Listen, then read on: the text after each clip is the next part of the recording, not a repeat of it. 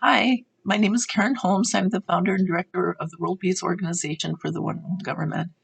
Today, I wanted to do just a short video on, on who the founding parents of the international government are from the basis of our organization. Why are we doing this and why is this happening? I'm a psychic, I'm a channel, and as if you've watched previous videos, you know that the organization started as the result of a prayer circle. We got together and prayed for peace, and then we got our plan for peace. They got the spiritual hierarchy gave us uh, our plans, the idea, told us how to do it. But that goes back further than this, and I'd like to share with you just that that we are a group of people who, before we were born, got together and decided that we were going to work to undo the damage that we had done. And we went to God, the creator of us all, and the karmic board, and we are working to uh, resolve our karmic debts. And the same thing is happening with my guides, the past kings and queens and principals. So our organization is made up of a soul group of people, 200 people and their families, and it's actually much larger. In some way, we're all part of the same group of people who came together with a common goal to do this. The same thing happened during the American Revolution. It always happens this way. We're all part of a soul group.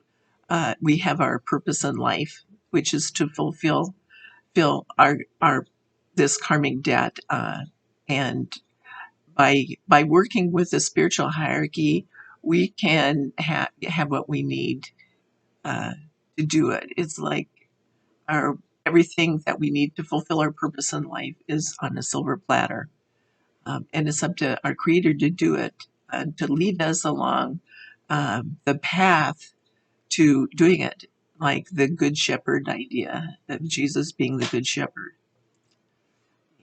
So each of us is parallel to a country. The events that have happened in our lives are similar to what happened is happening in that country.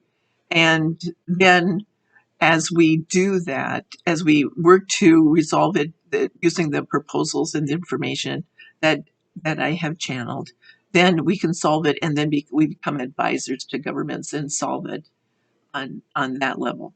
So I am parallel to um, Saddam Hussein, and I'm parallel to my family's parallel to the Iraqi people.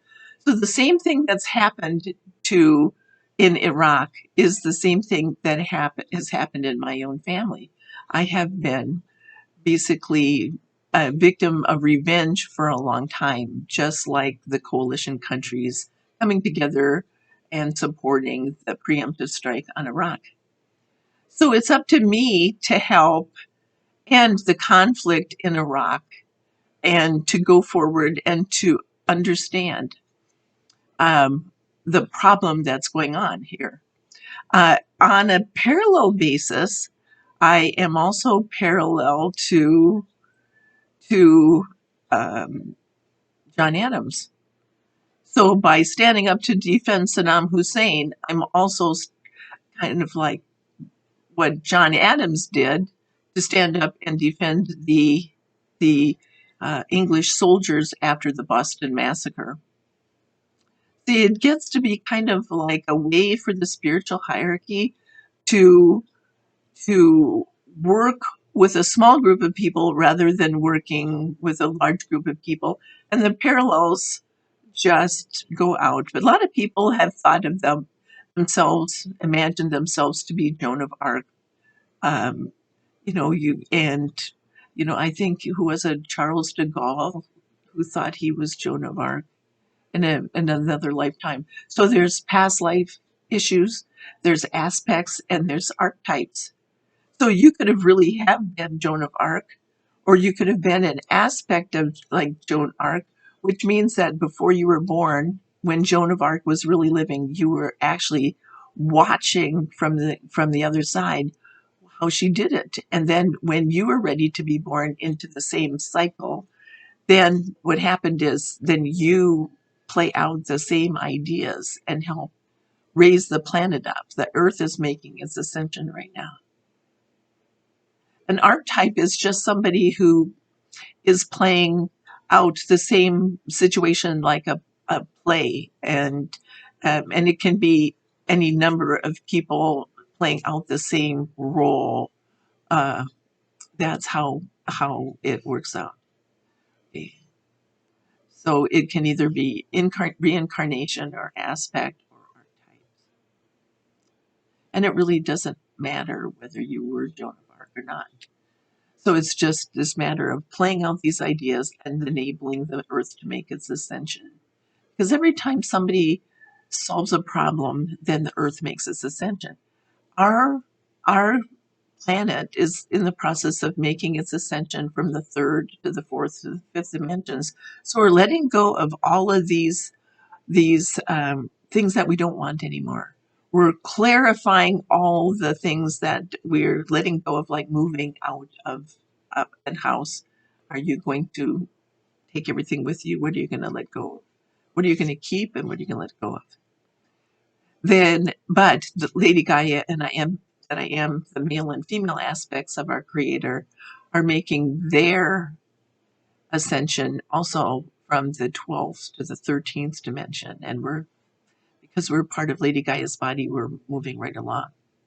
I know this is probably kind of surprising to people that that the plan for world peace basically is channeled messages from God on how to overcome any crisis. So this is a very spiritually oriented organization, but um, we don't interfere with other people's spiritual beliefs. We are unifying the world's major religions based on the planning process. Religion is a spiritual interpretation of universal law, and we just work on universal law and how it applies in the world, because it applies as a unifying factor. It applies to every person on the planet, every atom. And our technology team is going to go into all of this in greater depth, and how uh, the chakras and the physical body and emotional healing and all these things, we're going to go into greater depth. So you can if you're not interested in spiritual interpretations of things, you can let this go and not worry about it. Just pick and choose what you like, and don't worry, we're not trying to convince you of anything. If you don't believe in reincarnation, that's fine. We can meet on other ideas. So our soul group, you might have heard of the word soulmate before. A soulmate is just somebody who's part of the same soul group, and you recognize them by possibly by not understanding why you react to a certain person in a certain way. You might feel very close, like you've known them all your life, or you might feel antipathy towards somebody immediately when you see them. A lot of times it's because you're part of a soul group and you've known each other before. And so now, then it's right now, what's happening then, once you meet these people, is then you play out these past life events that are going on, like the plays, like being an archetype or an aspect. So as the cycles come around, then we're playing out these ideas. And from 2008 until 2012, all the cycles lined up. So a lot of change is happening, because change only occurs only at the beginning and the end of a cycle. So that is who we are.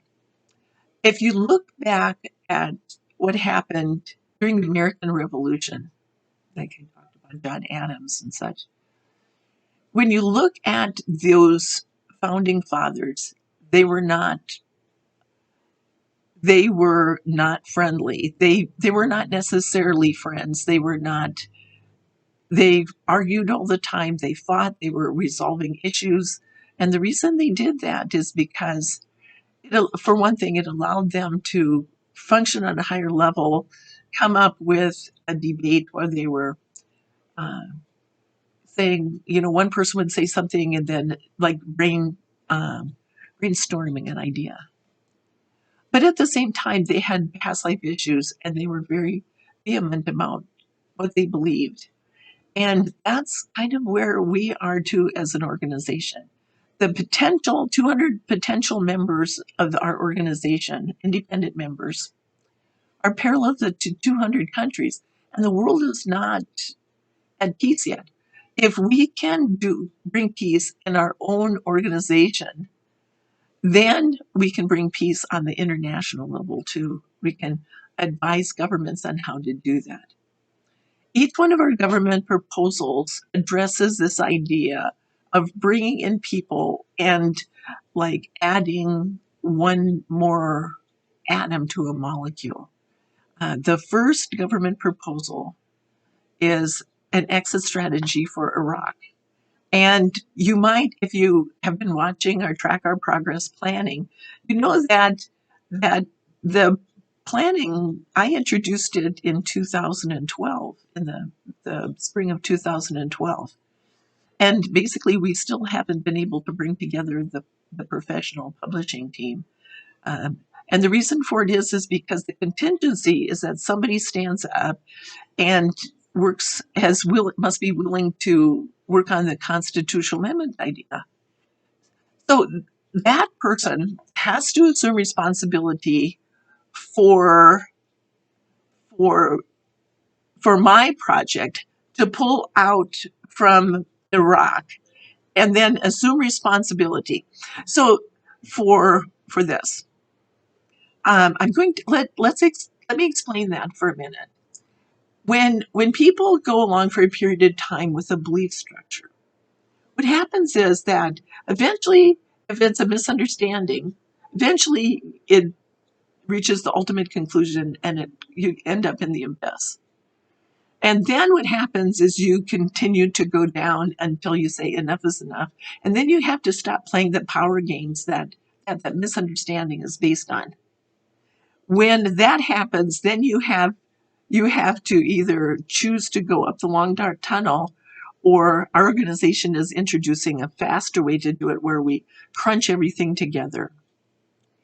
So now the United States, under George Bush, did a preemptive strike on Iraq based on a misunderstanding.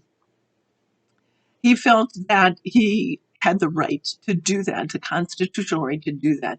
It was an act of revenge. And people get revenge. He had over 80% approval rating when he did that. At the same time, what happened is it was this act of revenge against, let's say it was an illegal war because there were no weapons of mass destruction.